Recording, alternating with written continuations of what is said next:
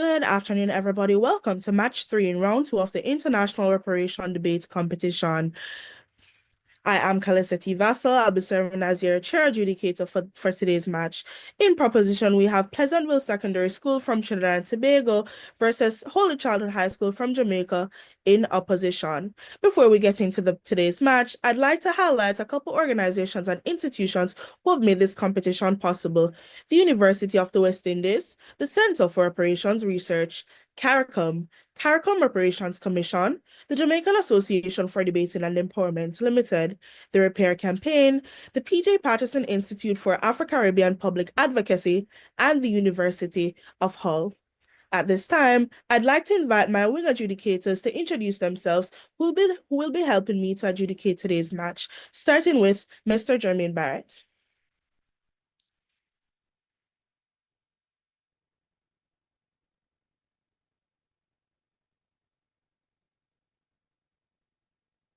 Sir Barrett?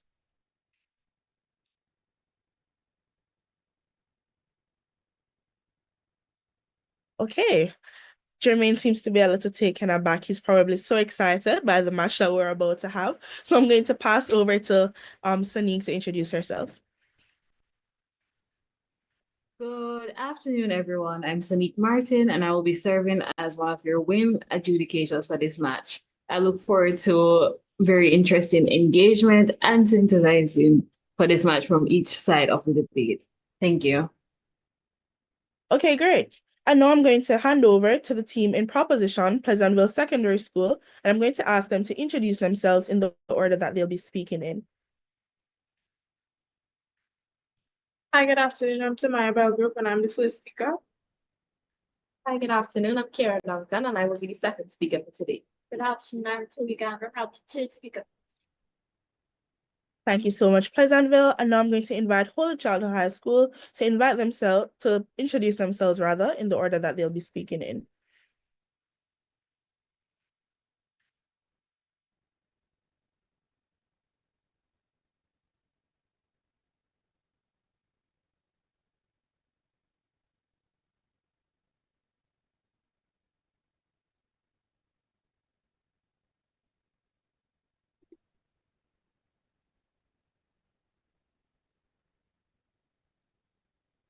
Holy Childhood said.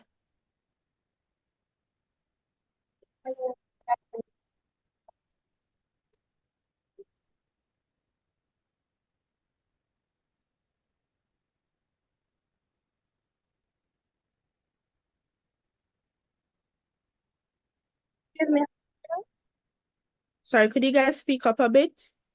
You guys are really muted.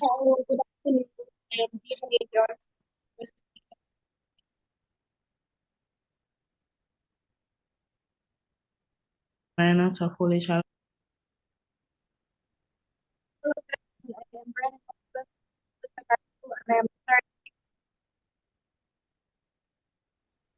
Thank you, guys.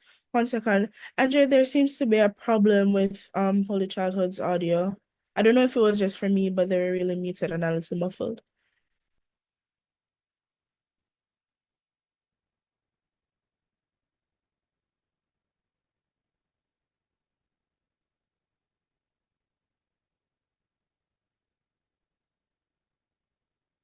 Okay. Once again, the motion that we'll be doing for today, that we'll be debating for today, reads, this House believes that reparation demands should not be limited by what is financially feasible for the former colonial powers. Both teams are already privy to the rules. Time signals will be placed in the chat by Sonique. As usual, the first and last minutes of your speaking time are the protected time during which no points of information will be permitted. And after the first 2 speeches have been given by the Prime Minister and the opposition leader, we'll pause for a first bit of cross-questioning. After the second set of speeches have been given by the Deputy Prime Minister and the Deputy Opposition Leader, we'll pause for a second period of cross-questioning. That being said, we'll now get into the meat of the matter, and I invite the Prime Minister to make her submission. Please make her welcome. Hear, hear. Madam Speaker, honorable members, colleagues of the opposition, good afternoon. I stand today with hope of rallying support, understanding, and justice for post-colonial nations. Madam Speaker, our former colonial powers, in case they have forgotten, are those nations that in the past exerted political, economic, and cultural control over the colonized. Therefore, they are solely responsible for making amends for any and all atrocious actions done to us.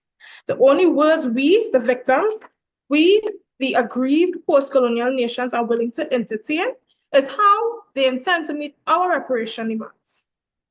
Just to help them fully understand, permit me, Madam Speaker, to further explain. Reparation demands refer to a request or claim for compensation or amends for a wrong, harm, or loss, often involving financial payments or other forms of redress. The Prime Minister would like to highlight that post-colonial nations are not just asking for any random form of reparations, but we are asking for collective reparations that will profit and the entirety of their countries, and not just the direct descendants of slaves. Madam Speaker, I can hear the European powers now claiming that it is not financially feasible for them to meet our demands. I can tell you now, Madam Speaker, that without a shadow of a doubt, that our response remains the same. Our former colonizers cannot fool us with their big fancy words. Financial feasibility simply means that our former colonizers only have enough money to manage their country, and that is it. Ha!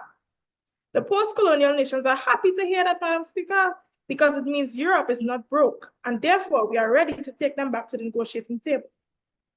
Madam Speaker, the proposing side agrees reparation demands are not limited to financial feasibility, but can be met through repatriation, debt collections, and a formal apology.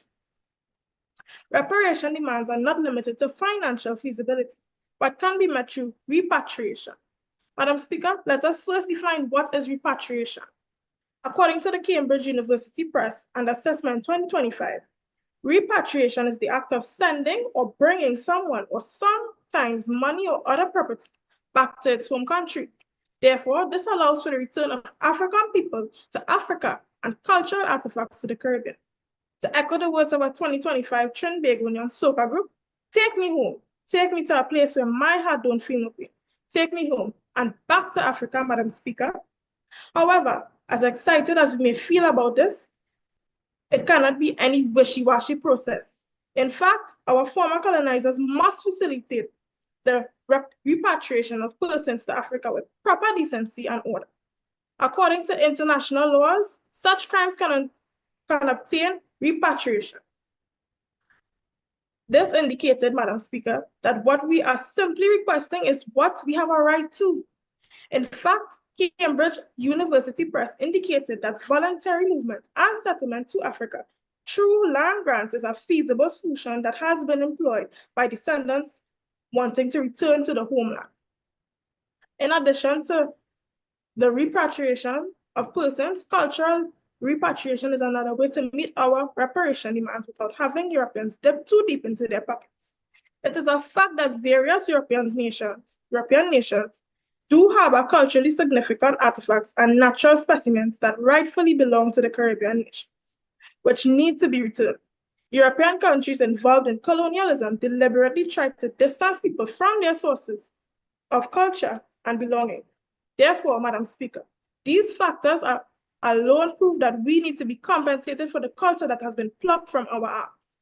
Additionally, reparation demands are not limited to financial feasibility, but can be met through debt cancellations. Debt cancellations afford post-colonial nations with economic relief only if former colonizers decide to forgive any monies owed to them. You may ask, Madam Speaker, where did all these debts come from?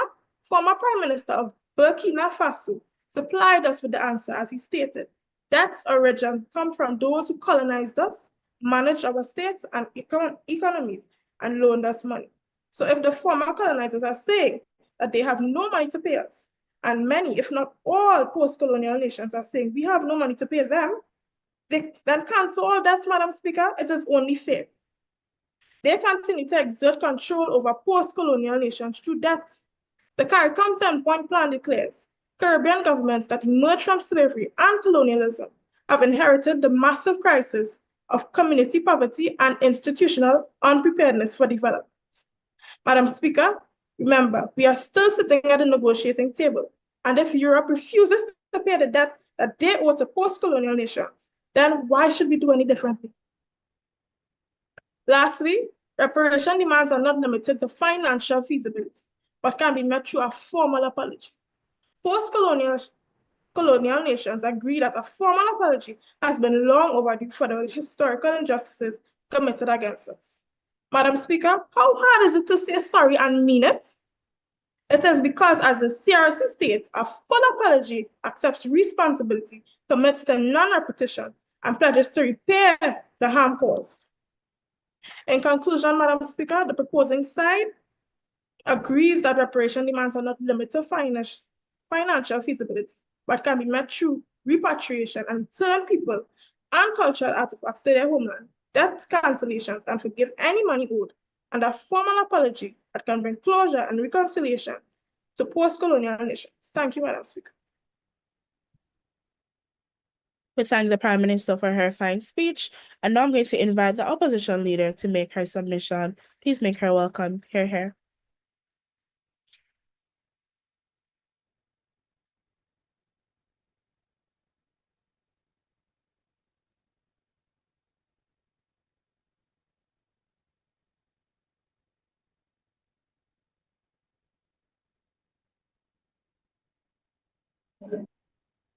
May I proceed? Yes, you may. Esteemed adjudicator, valued audience, bewildered opponents, and the host at large, a distinguished afternoon to you all. I am Dejane Johnson, the lead speaker for the opposition, representing the esteemed Holy Child High School. We begin with an essential premise. Justice without practicality is merely an ideal, not a solution. This principle lies at the heart of our argument.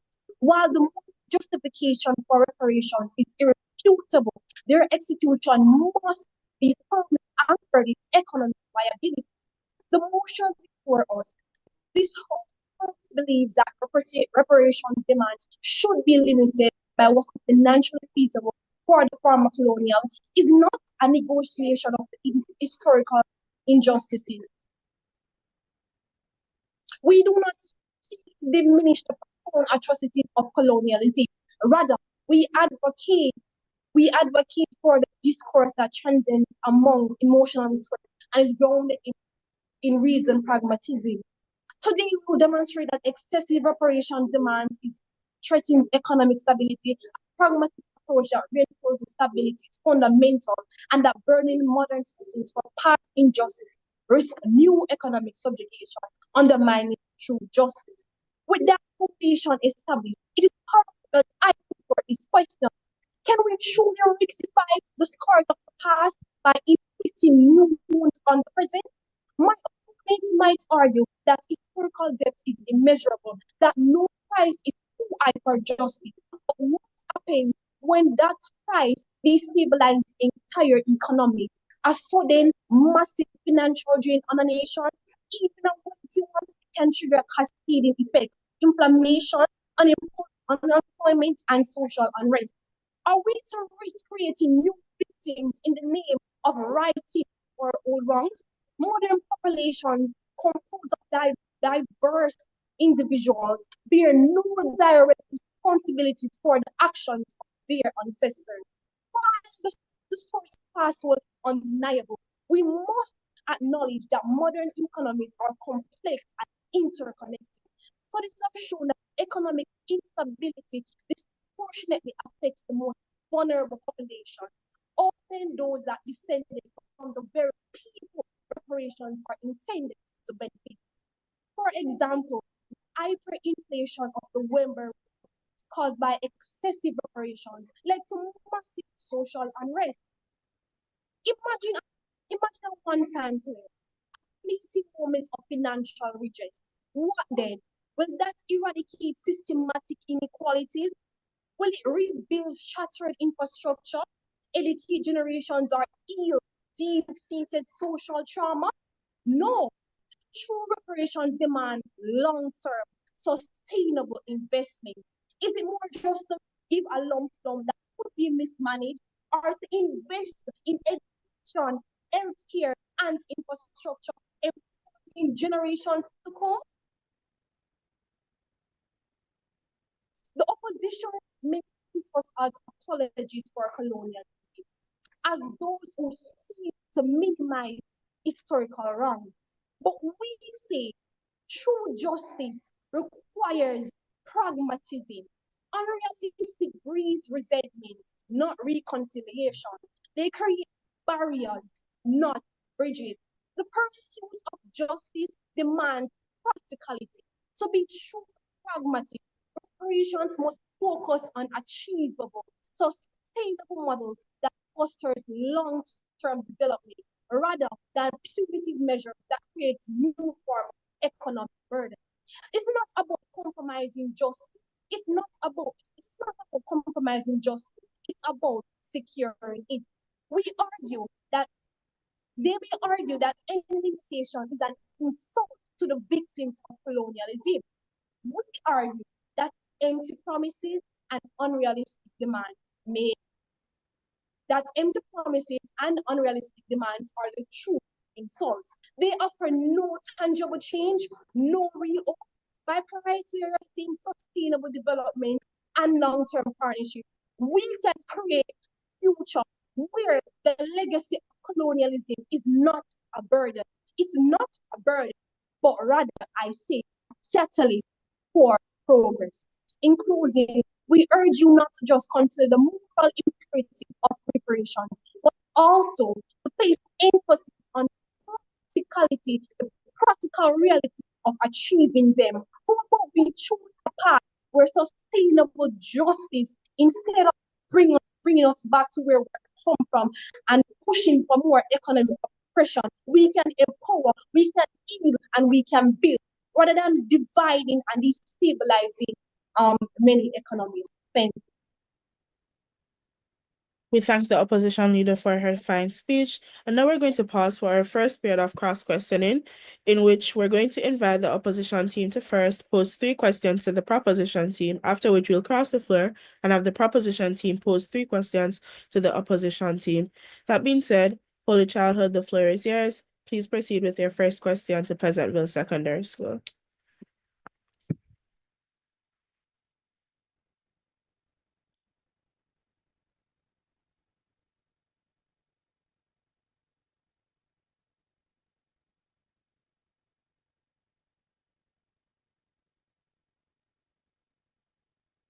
Our first question is, I shall go instead.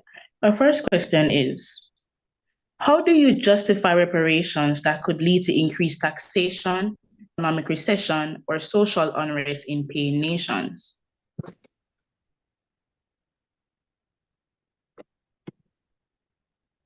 Sorry, can you repeat? Yes. How do you justify reparations that could lead to increased taxation, economic recession, or social unrest in paying nations? We can justify this because if we look back in the past, reparations have been made already. For planters, in light of revolutions, planters were compensated. And it is proven that recently in 2015, Britain has paid or finally paid off that debt. So it is nothing new we are asking for. Okay. The next question is, if reparations bankrupt a former colonial power or weaken its economy, how will that benefit the nations receiving them in the long run when it comes to further economic assistance or need?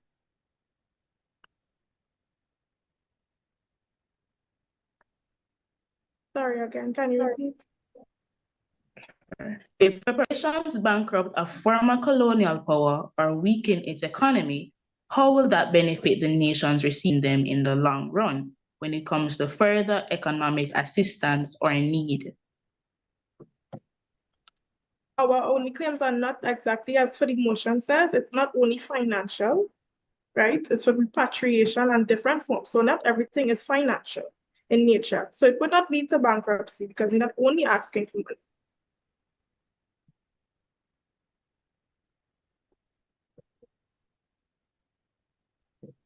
Okay. Wouldn't you say that focusing on policies that create economic opportunities such as technology, transfers, and educational programs are a more effective way to address historical injustice? Yes, we do agree with that, but considering how much taken from our economies in the past that are still leaving us in this state that we are in today, we do deserve some form of financial accountability, but we are also asking for educational opportunities.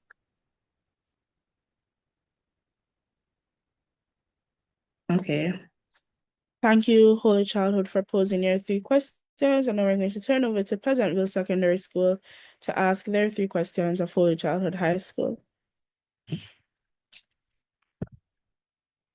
Okay, so our first question is, why does the opposition think former post-colonial powers are unable to provide economic reparations?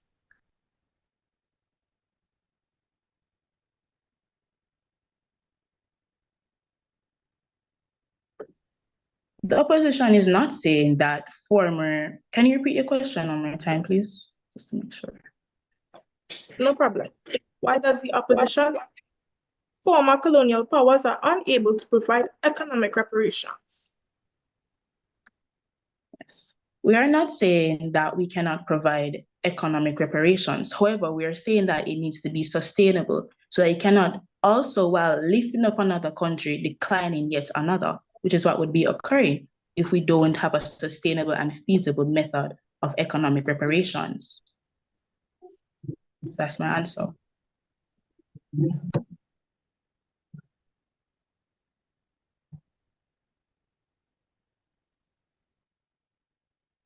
How can we justify the historical grievances of colonialism if we place financial limitations on the reparations that should be made/paid? You were quite low. Could you speak again? How can we justify the historical grievances of colonialism if we place financial limitations on the reparations that should be made/paid? It's not only about justifications, but it's about practicality and facts as well. As I stated before, how can you say that you're trying to be for justice while also breaking down another country at the same time? And there, as the first speaker also said, the fact that there are citizens in that country that have nothing to do with colonialism in the first place, you'll be declining their livelihood as well.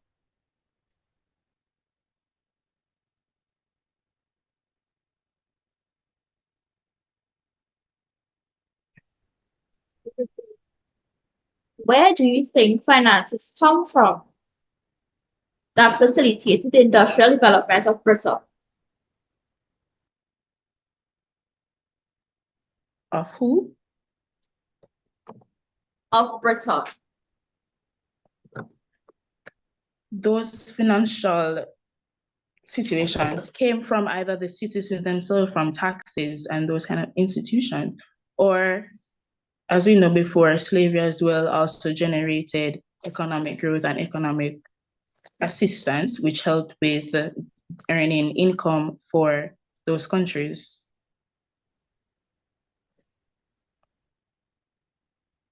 Thank you, Pleasantville, for posing your 3 questions to Holy Childhood. And that wraps up our first period of cross-questioning. So we're now going to invite to the floor the Deputy Prime Minister to make her submission. Please make her welcome. Hear, hear.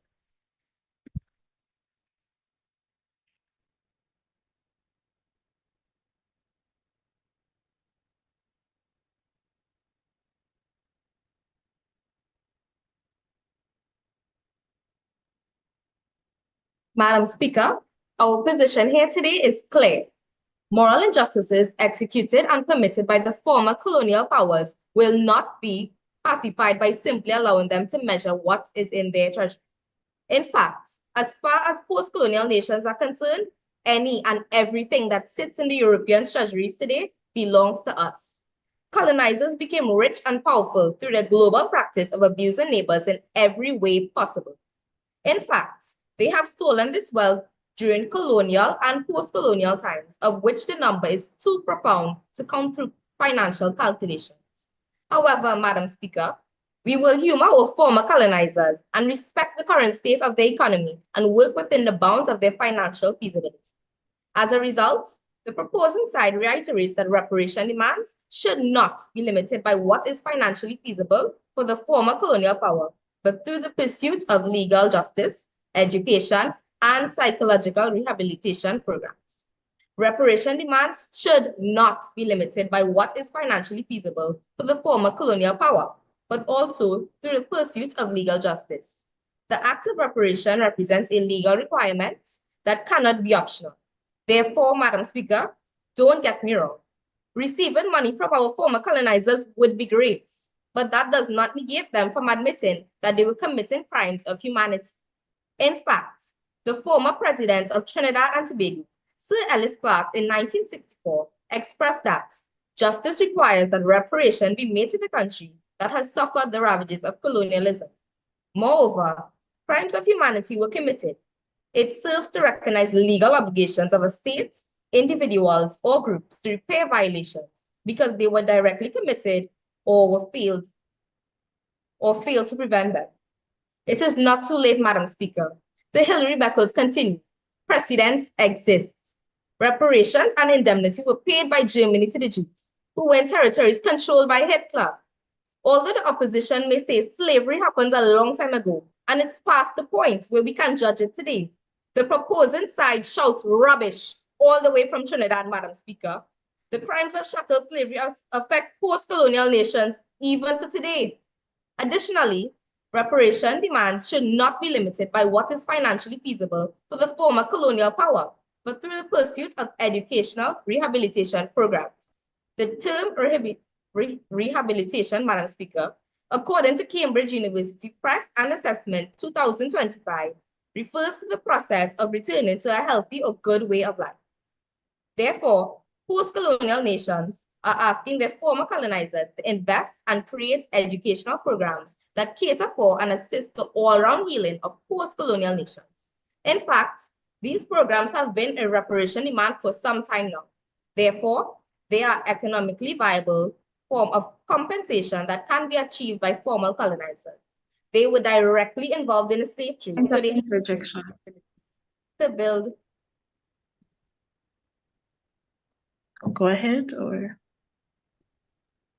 Due to the amount of time I have, I can't. Sorry, Pleasantville, do you accept or reject? Reject. Political spill, aye. Reject. Accepted. Rejected. You can continue. Had a responsibility to build educational capacity and provide scholarships. Additionally, there are suggestions to assist schools in addressing low literacy levels and other challenges that some people believe originated from the era of the slave trade. Some activists suggest that school exchange programs and cultural trips could be valuable. Lastly, reparation demands should not be limited by what is financially feasible for the former colonial power, but through the pursuit of psychological rehabilitation programs. Madam Speaker, an essential part of reparation consists of psychological rehabilitation because it heals prolonged historical trauma, which deserve attention. These speak to the intangible damages that are not immediately visible. Those that account for mental health, mental anguish, suffering that constitute post-traumatic slave syndrome. Colonialism inflicted two forms of cultural damage, which resulted in deep psychological harm to numerous generations. The wounds inflicted during colonization live on long after payment of money because they include both traumatic experiences and feelings of inferiority and struggles with identity. In conclusion, the proposing side reiterates that reparation demand should not be limited by what is financially feasible for the former colonial power, but through the pursuit of legal justice for the crimes committed during chattel slavery, educational and psychological rehabilitation programs, which can heal and protect the minds of the post-colonial nations. Justice will not be delayed because of economic restrictions.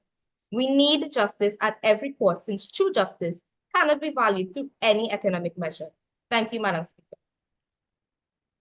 We thank the Deputy Prime Minister for her submission, and at this time, I invite the Deputy Opposition Leader to make her case. Please make her welcome. Hear, hear. Adjudicators, members of the proposition, and other guests, a pleasant afternoon. My name is Tishane Mainon. Building on the solid foundation laid by my first speaker, it is now time to confront the undeniable realities that define this debate. We cannot afford to be blinded by idealism or emotional appeals. This discussion demands logic, pragmatism, and a clear understanding of what is truly achievable. The historical injustice of colonialism cannot be denied, but we must ask ourselves, are financial reparations always the best path forward? While the call for reparations is understandable, we must critically examine whether financial compensation is always the best approach, whether extreme demands could backfire, and ultimately, whether our focus should be on preparing for the future rather than dwelling solely on the past. In this modern day and age, there are many former colonies that have far surpassed their former colonizers in wealth and economic growth. Countries that were once under colonial rule have emerged as global economic powerhouses, while some of their former colonizers struggle with economic stagnation, high debt, and declining global influence. For example, the United States is a former British colony and is now known as one of the world's largest economy, far surpassing its former colonizers in terms of GDP and influence. It's no question that this shift in economic power challenges the traditional narrative that former colonies need reparations. If a country has surpassed its colonizer in economic strength, is it still wise to demand compensation? Or should the focus shift toward fostering trade, partnerships, and self-sustained development? These are critical questions we must consider before blindly insisting on financial reparations in every case. If we were to demand financial reparations from former colonizers who are now economically weaker than the nations they once ruled, we'd be placing them in a position of economic disadvantage. We agree that reparations should be based on what is financially feasible for former colonial powers. We must recognize that reparations can take many different forms beyond just financial payments. Would it not be wiser to focus on building a sustainable future for the next generations rather than blindly fixating on financial reparations? Through educational support, scholarships, research, funding, and academic partnership, which can serve as reparations without placing a direct burden on government finances, which derive from citizens' taxes. These initiatives can help empower future generations in formerly colonized nations. True progress is not about transferring wealth from one hand to another. It's about ensuring that future generations inherit a world of stabilities rather than one still tangled in historical grievances. Another crucial consideration is the rationality of reparations. When demands become excessively high, there's a significant risk that former colonial powers will refuse to comply altogether. No nation, regardless of its past, will willingly agree to terms that severely weaken its own economy. In such a case, former colonies would be left with nothing, ultimately defeating the purpose of reparations. Instead of pursuing unrealistic claims that may lead to outright rejection, a more balanced and feasible approach ensures that meaningful reparations are actually received, contributing to longer progress rather than fostering further conflict. The opposition might think that the former colonizers are being unethical. However, this situation hangs on the balance of facts and as such should be met with reality. Negotiated reparations are far better than no reparations at all. Given these realities, should we not shift our focus from demanding financial reparations to investing in a future that is feasible and beneficial for both former colonies and colonizers alike? Yes, justice is important, but progress is essential, and that can only come from going by what is feasible to those former colonial powers. Reparations should not be about reversing roles or weakening nations, but about creating long-lasting opportunities for future generations. If we truly seek progress, we must move beyond the past and prioritize building a future that is fair and sustainable. Because if we insist on extreme financial reparations at the cost of another nation's stability, we are not seeking justice. We are merely forcing ourselves to become a reflection, even if it is just a small one, of what the colonizers once were. Thank you. We thank the Deputy Opposition Leader for her fine speech, and now we're going to pause for a second period of cross-questioning in which we will once again first invite the opposition team to pose 3 questions to the team in proposition. Polo Childhood, the floor is yours.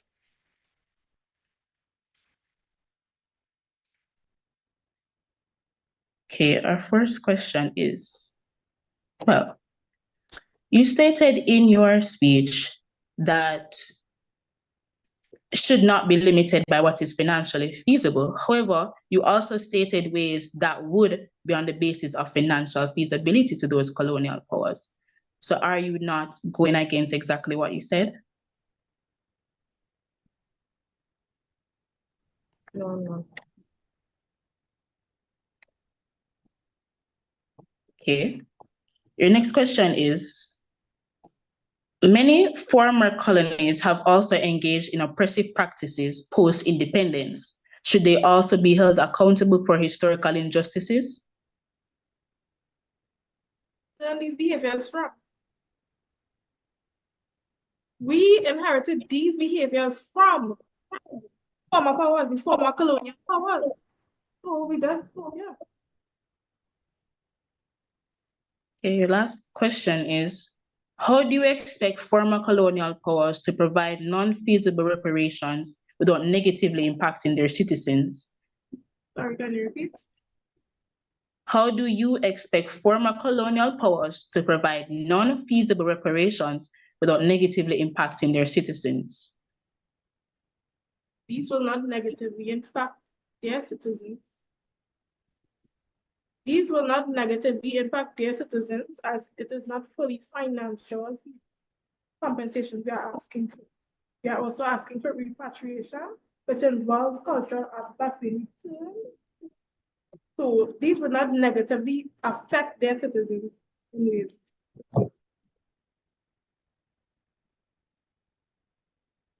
Can I add? Thank you, Holy Child, for posing your 3 questions to Pleasantville Secondary. At this time, we're going to pause for 1 minute to allow the reply speakers to gather their thoughts and prepare their speeches, after which we'll start with the reply speaker from the opposition. Thank you.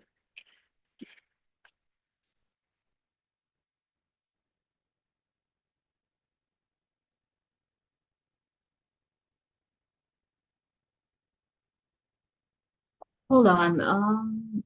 I don't believe Pleasant Valley got to ask their question. Oh, yes, that is true. Oh my goodness. My bad, guys. So before we go to that 1 minute pause, thank you so much, Sanique. We're actually going to go to Pleasantville Secondary to pose their questions. By restricting compensation payments as a result of the ex-colonial powers' financial issues, do you not think we're essentially allowing them to get away with the crimes they committed?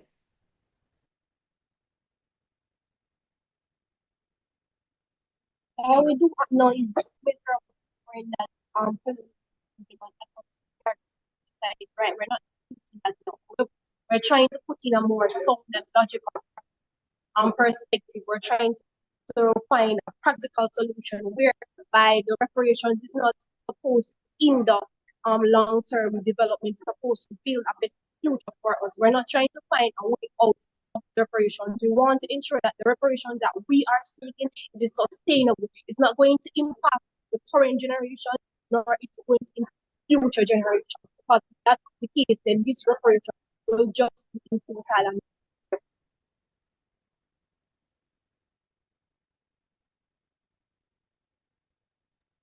Sorry, but can you repeat because you can't follow answer. Sorry, what was that, Pleasantville? You guys were really low a while ago. We can hear. We couldn't hear you. Okay. Holy Childhood Pleasantville is asking you to repeat your response to their question just now. Could you speak up a bit more, please?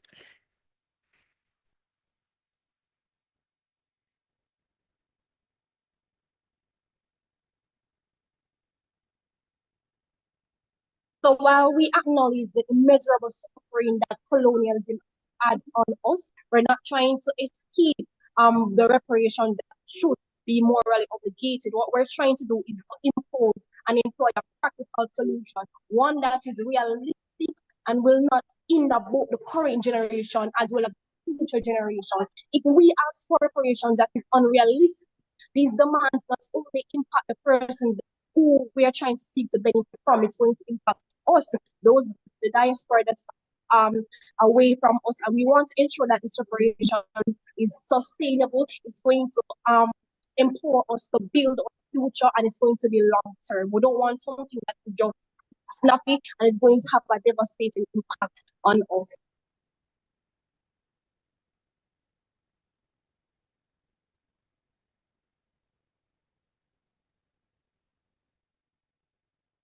Pleasantville, your next question.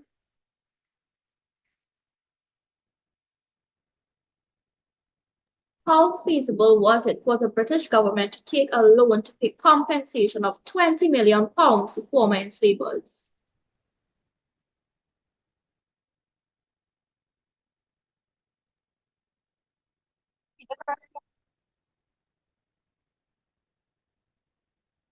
Repeat the question. How feasible was it for the British government to take a loan to pay compensation of £20 million to former enslavers?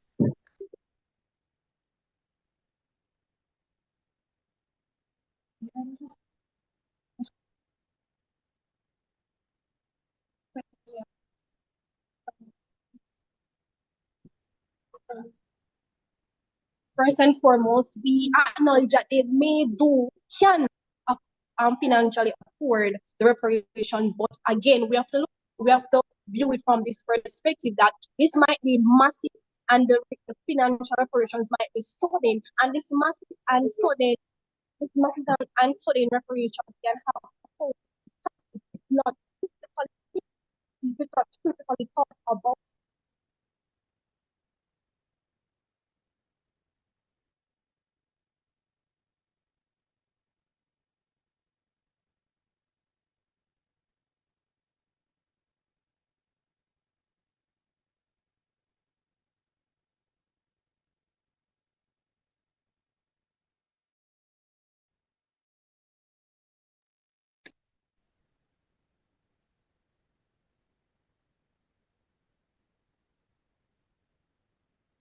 Your final question?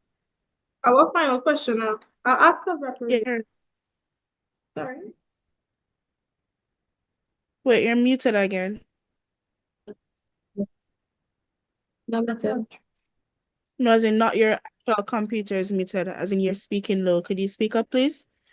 Our acts of repatriation. Additional programs that we supported not feasible for reparation. It's very low.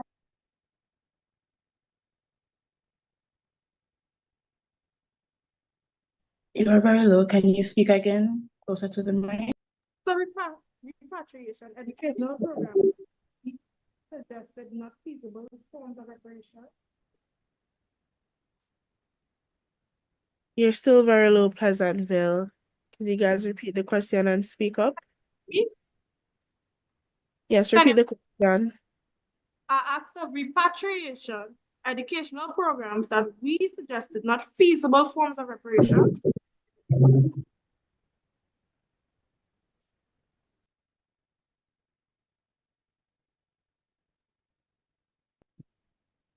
Yes, that is a feasible approach. However, your mood says that this House believes that reparations demand should not be limited by what is financially feasible. So you are going against your very own mood. No, we are not, because our theme here is education. Point not- of order. You guys are to have a dialogue or conversation after a response.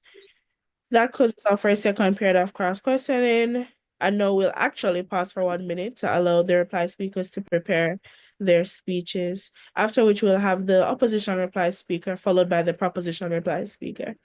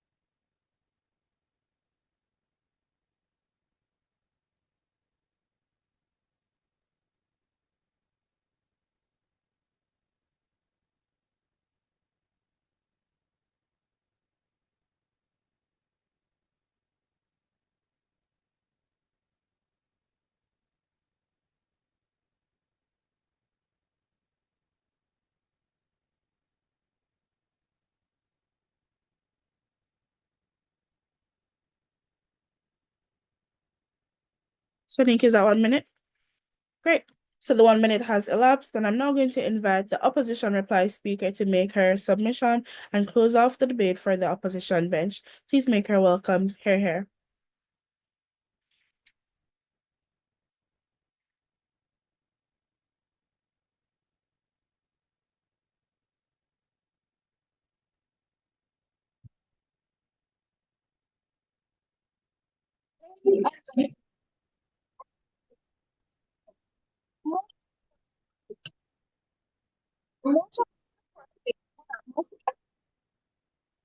Holy childhood, we're not hearing you properly.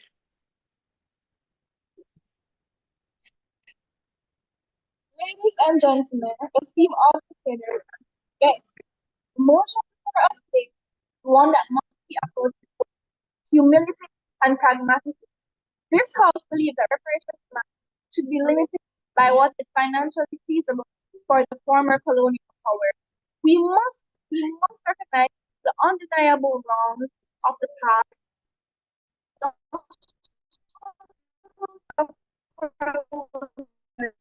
and the scars of the Caribbean and beyond. But while we acknowledge this, we must also ask ourselves, how can we right past wrong without creating new harms in the present? In the words of the great Nelson Mandela, we must not fear to negotiate, but let's never negotiate out of fear. And yet I would argue that we must also negotiate out of a sense of responsibility, not just to the past, but to the future. This debate is not about diminishing the significance of reparations or forgetting the atrocities of colonialism, but rather about finding a pathway to justice that is practical, sustainable, and feasible for all involved, and pragmatic solutions that will bring long-term benefit to the Caribbean without bankrupting the very nation that could be part of the solution.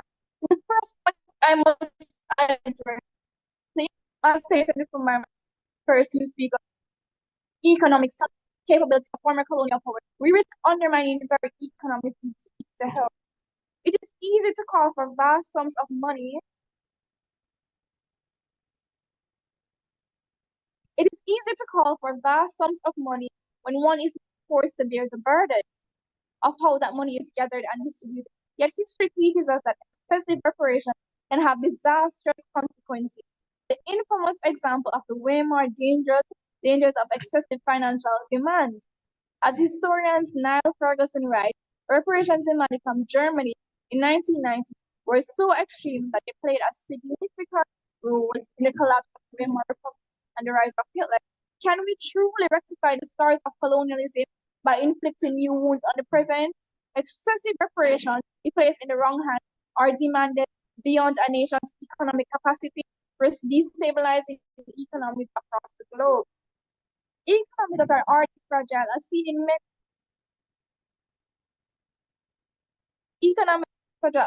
many former colonial powers today. In the Caribbean, for instance, nations like Jamaica, Barbados, and Trinidad and Tobago continue to recover from centuries of exploitation, often facing considerable economic challenges. If the colonial powers themselves are driven into economic ruin by massive payout, then the Caribbean nations will be left with nothing. No reparations, no investments, and no capacity. We must take a balanced approach. If demands are set too high, former colonial powers will refuse to comply altogether, leaving former colonies with nothing. In closing, I say, I urge to reflect on the future we want to create, not just for ourselves, but for our generations to come. True justice does not lie in demanding the impossible, it lies in negotiating the feasible. We must create opportunities that build on the legacy of colonialhood. Let us build a future where reparations does not fit the question. Thank you.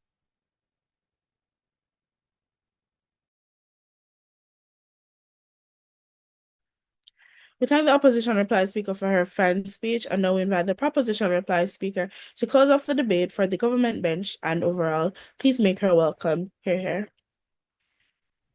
The financial feasibility of my former colonizer, Madam Speaker, does not sway me in any way. Justice cannot be forfeited or watered down because of mere economics. Post-colonial nations have made their reparation demands clear, and there is no backing down. Therefore, the proposing side believes that reparation demands should not be limited by what is financially feasible for the former colonial powers, but through moral accountability. Reparation demands should not be limited by what is financially feasible for the former colonial power, but through moral accountability. Colonialism was not just an economic system. It was a system built on the brutal subjugation of millions. Entire nations were robbed of their land, culture, and identity. The exploitation was not isolated to a single generation. It was a systematic theft that stretched across centuries and continues to have a profound effect on the descendants of those affected. The legacy of this exploitation can't simply be measured in financial terms. It is a matter of long-lasting harm that has disrupted lives, destroyed cultures, and stunned entire nations' development. Madam Speaker, how can we place a financial limit on such a monumental injustice? We simply cannot. Post-colonial nations extracted wealth from their colonies, but they also inflicted incalculable suffering. The harm was not only economic, but also deeply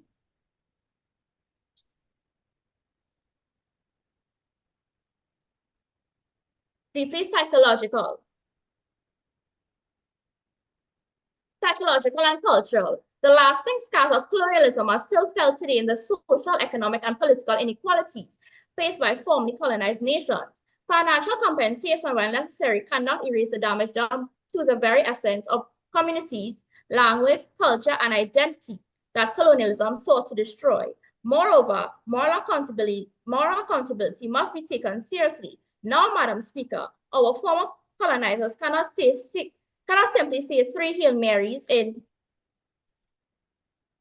the seclusion of their confession box, but they need to publicly state that the practices they engaged in during colonialism was immoral and wrong. Additionally, reparation demands should not be limited by what is financially feasible for the former colonial power, but through restoration. Restoration includes the cultural property that were confiscated or seized by colonial looters, and as a result, post-colonial nations have lost artifacts culturally significant to their country. Caribbean indigenous communities have been advocating for property restoration, emphasizing the facts of these historical injustices on the region's development. Lastly, reparation demands should not be limited by what is financially feasible for the former colonial power, but through improved healthcare. Caribbean countries are working to improve healthcare, but they struggle to address health issues rooted in slavery, particularly in African descent communities. Chronic conditions such as hypertension and type 2 diabetes are prevalent due to nutritional deficiencies, oppression, and stress. The region needs more resources than its current capabilities, and European nations should help by establishing hospitals and enhancing healthcare infrastructure in the Caribbean. In conclusion, the proposing side believes that reparation demands should not be limited by what is financially feasible for the former colonial power, but through moral accountability and admit to their crimes. Restoration, which can restore ancestral lands and resources and improve healthcare for all post-colonial nations. Justice must override financial limits. Reparations must be real and immediate, and it must be full. Justice demands it. Thank you. We thank the third proposition speaker for her fine reply speech, and that closes off the debate that we've had today. The judges will now excuse themselves to deliberate. While the judges are deliberating, we invite the teams to engage in conversation about the debate, about cultural exchange, or whatever suits their fancies, really, while we discuss the debate that we've had today, and we'll be back in short order with the results. Thank you.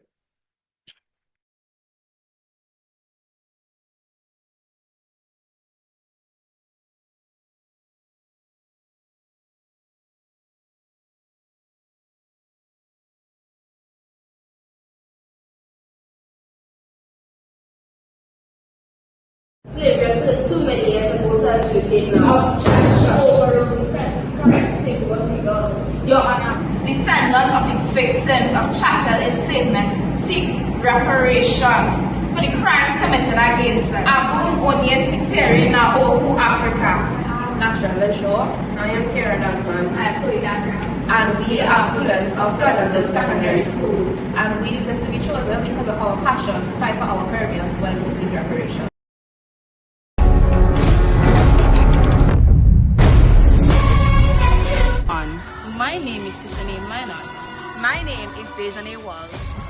name is Dejanay Johnson. My name is Jenny Reed. My name is Brandy Nelson.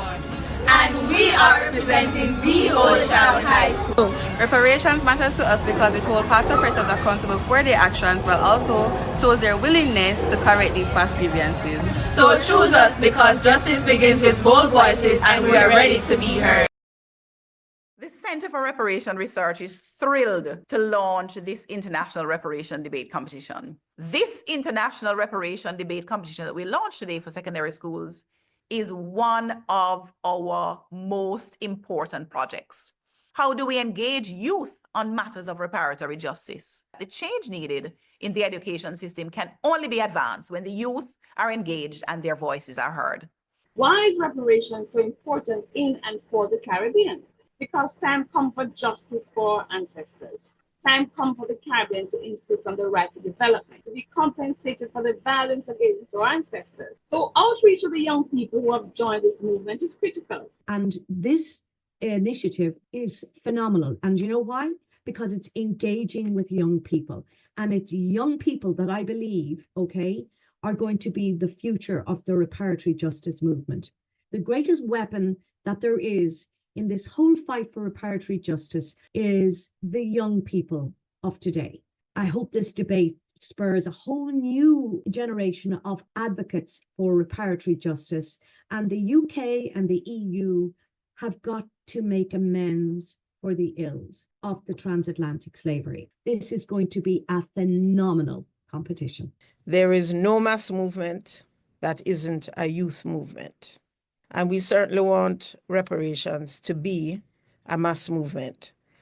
So it's really exciting, though, to have a regional stroke international debating competition. And I'm looking forward to your participation as you construct your arguments for and against, remembering that the 10-point plan for reparatory justice is our guiding framework for the areas in which we are demanding compensation, because we certainly want to impact the public opinion and awareness in Europe. So it's fantastic to have the United Kingdom participating as well. So why is it important for youth to be involved in the reparation movement? Being involved in the reparations movement is critical to youth if one is to know their history so that they can understand why their societies are functioning as they are today. The future of the countries we live in are dependent on the current situation that exists today in our countries. And these current conditions were created by the past, including indigenous genocide, African enslavement, indentureship, and colonization. Being involved in reparations is about seeking justice, seeking a way to reduce inequalities in our own countries and then in the broader world. It's about seeking a more peaceful and balanced world, where global problems are solved in partnerships, not in isolation. I believe the sponsors are hoping this competition will allow our youth to gain knowledge about the past so that as young people, you'll be able to make better decisions in the future and make our countries better places. We know that we need to understand stories about people that look like us. So the fact that so many of you young people have registered was so encouraged by your enthusiasm and your passion for wanting to enter this debate.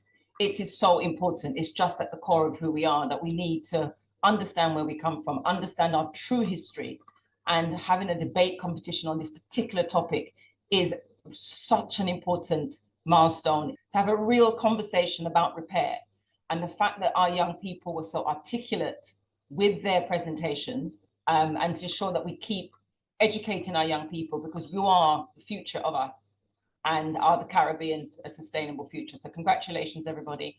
We are looking forward to the debate. Encourage everyone to join the debate. Thank you so much, all.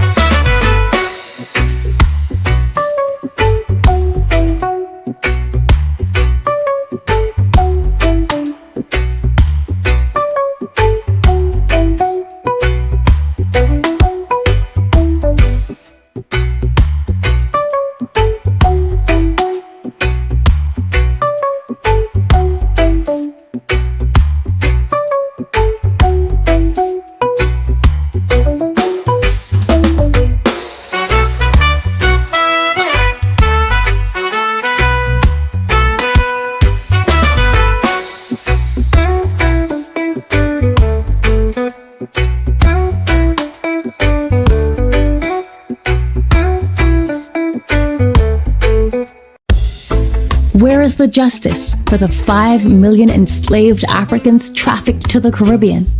Think about it. Chattel slavery didn't just end. It left deep, painful scars across each Caribbean country. The deliberate underdevelopment, the brutal trauma and violence we inherited. It's time to repair this damage so we can build thriving, sustainable economies where young people like us can dream big, achieve more, and live better lives right here in our own home. Do you see why repair matters? Stand with us. Join the calls for justice and sign the petition for reparations at repaircampaign.org/petition.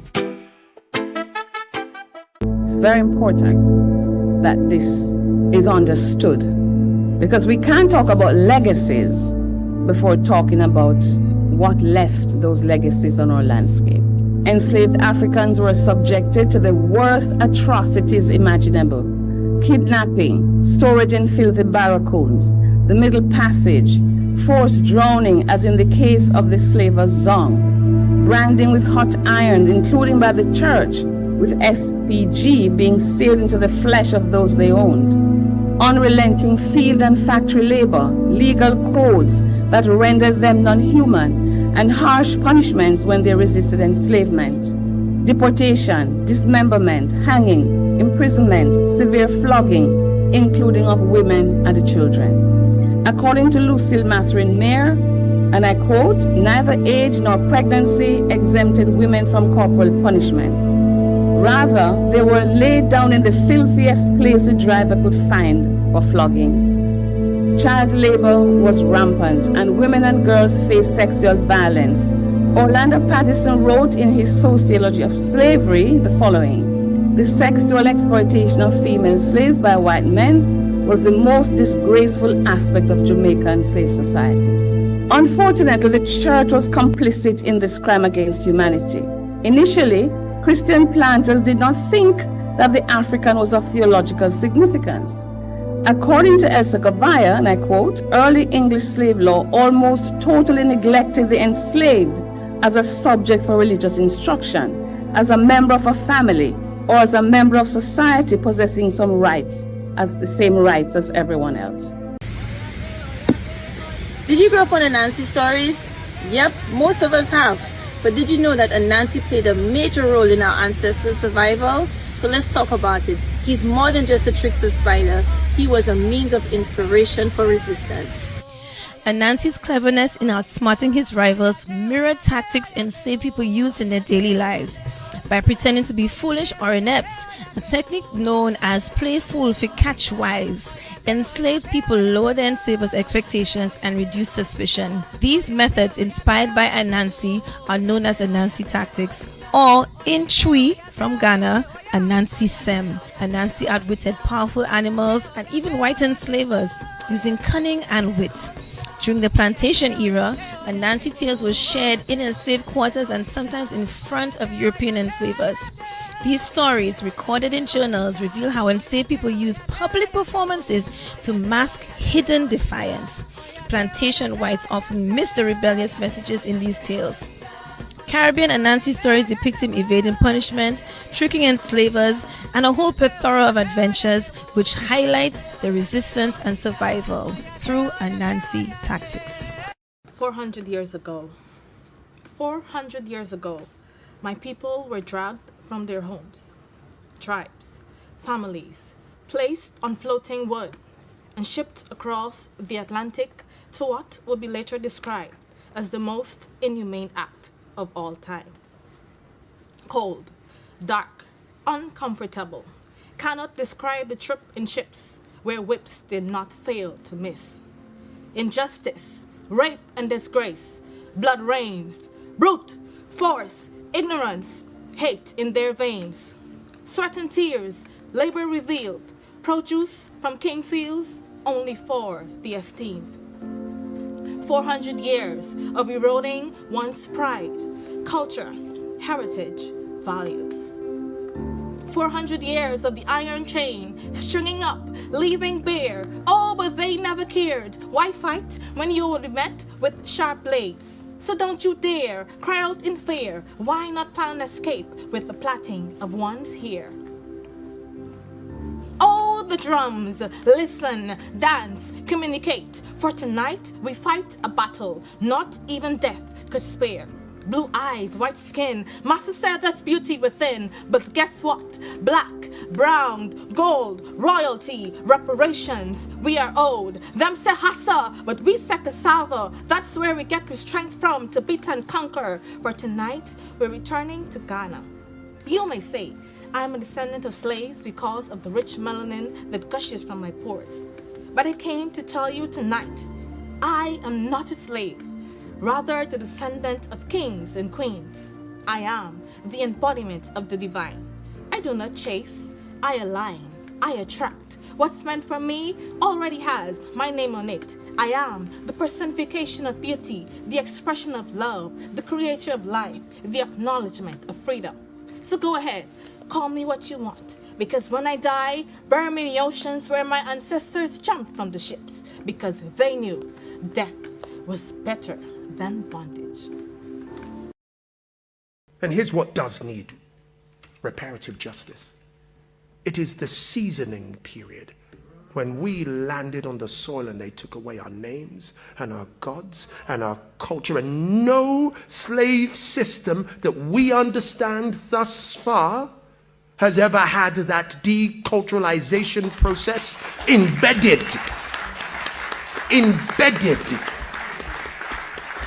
the process of our enslavement. So our enslavement was not just physical, it was not just culture, it was spiritual, because you took me away from everything. Who then must I look up to? Who then must I emulate? Who then must I kill myself in order to elevate you?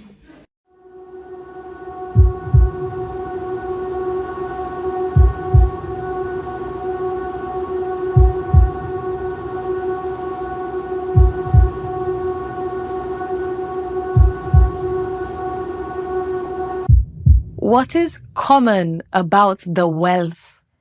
A flag raises high, but the strings still pull from London. We sing our anthems in borrowed tongues, march to the beat of siphons' drums, celebrating a freedom that still pays tribute. Independent? What is that when the governor's shadow still lingers? They tell us, we free. Tell that to the bones at Reparation. The 196 who fought and won only to drown in chains. Our Negmawan. Do the people of North Devon not hear the howls raging for their home? The tide spits their cries, their names foam in fury, salted by a sea that will not forget. They call us independent, yet a crown still sits above 14 nations, still bent at the knee, still ruled by a throne built from our gold. They took our labor, snatched our names, they welcomed our craft, then cast us adrift. Windrush mothers, fathers, exiled from the empire they built. What is common about the wealth? Our persistent potency that perseveres through acute artistry. We carve language into legacy, turn sorrow into song, drum resistance as rhythm, sink steel into symphony.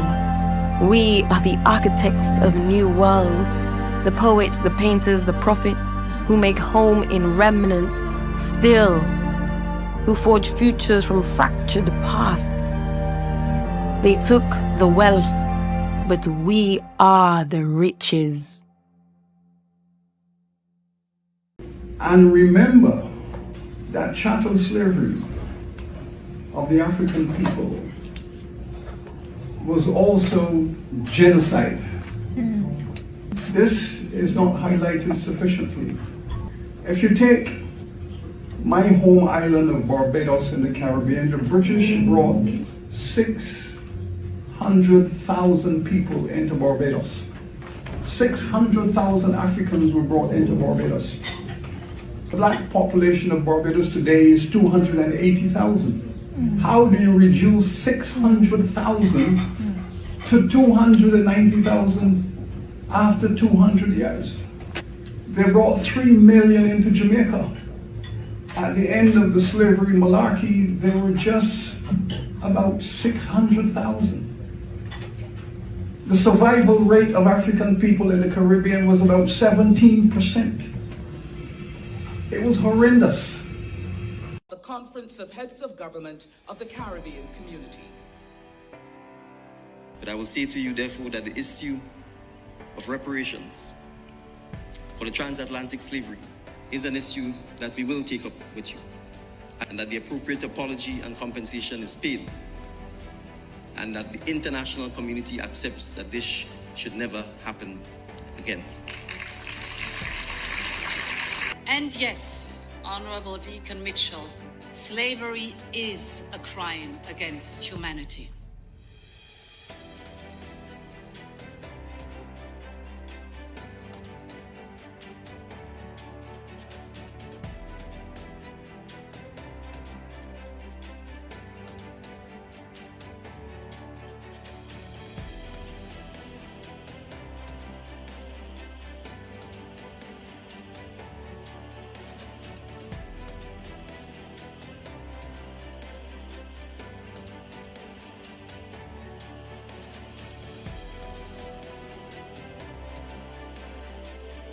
The concept of reparations would take the question of development repair, and it would be multi-generational.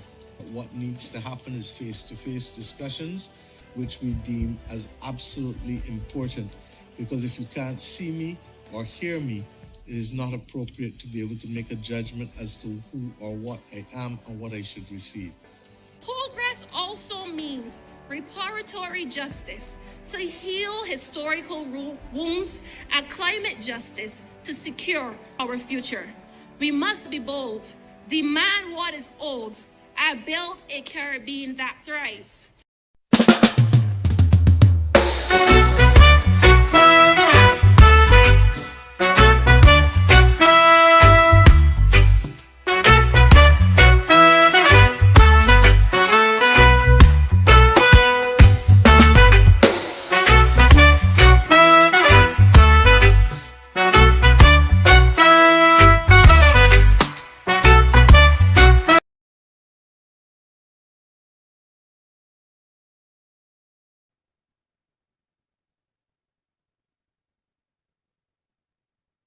And we're back.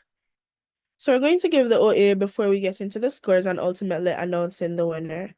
The panel largely thought that we had a particularly interesting debate with some really interesting ideas coming out.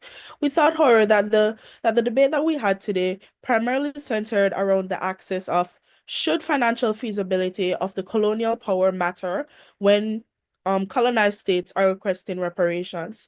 What do we hear from the proposition?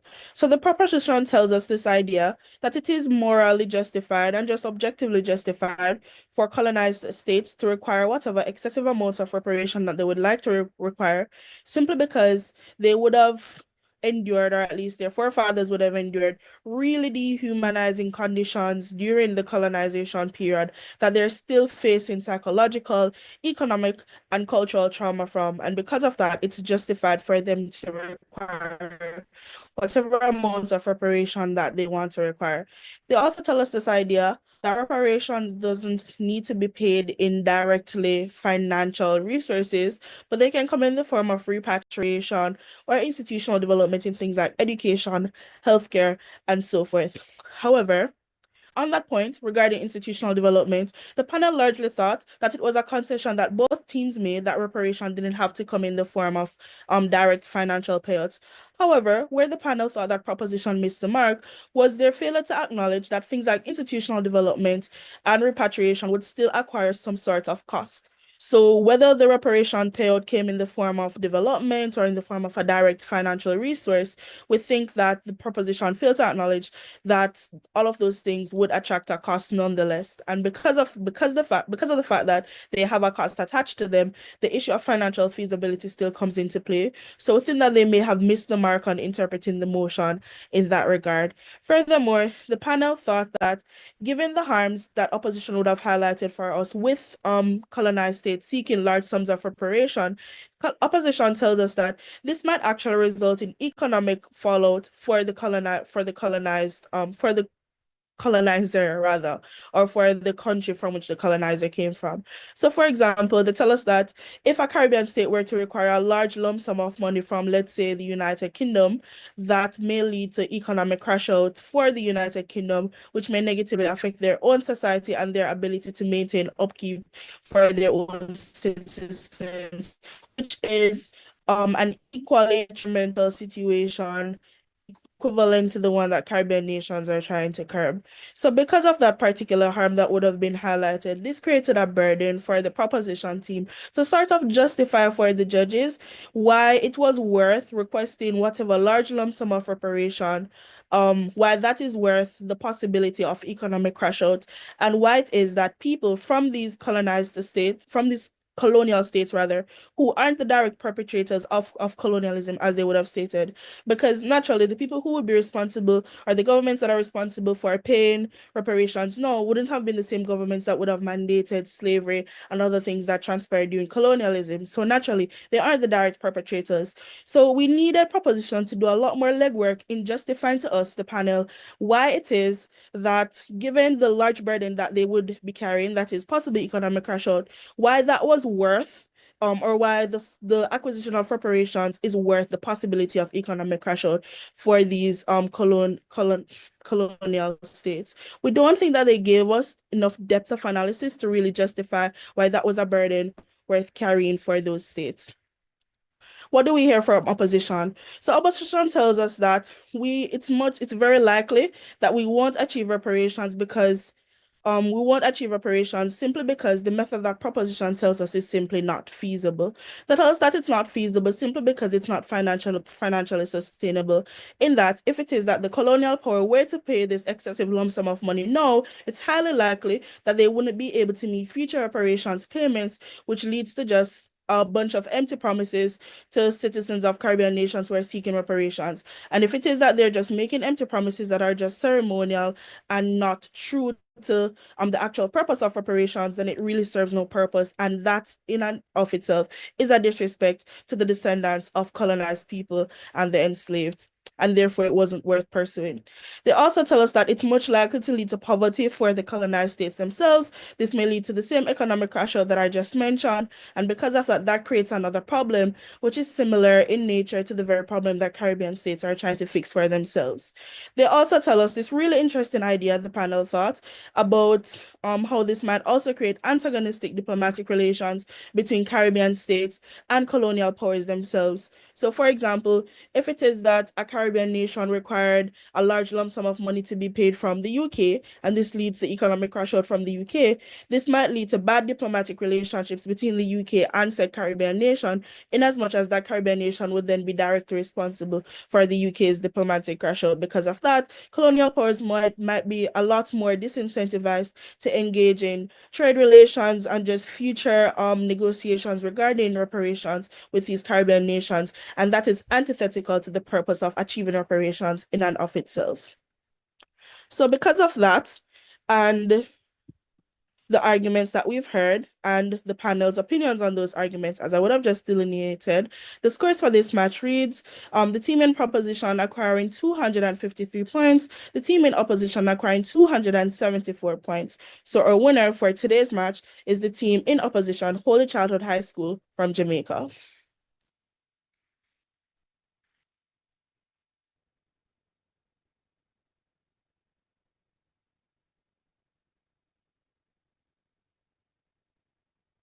Congratulations, Holy Childhood. And our best speaker for today's match is the second speaker, Tishane Minot from the Holy Childhood High School.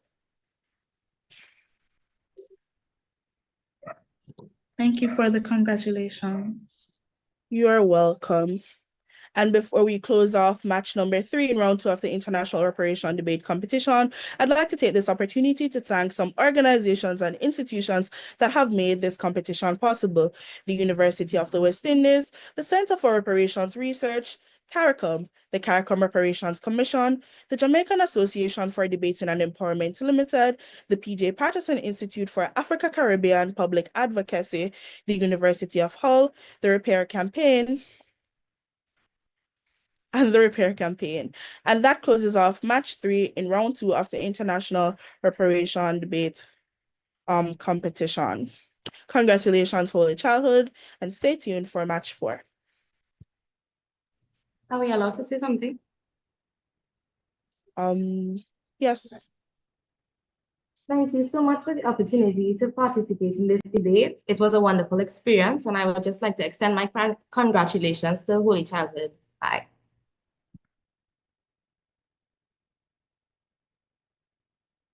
Thank you for the congratulations. Yes, and we enjoyed having the match with you as well.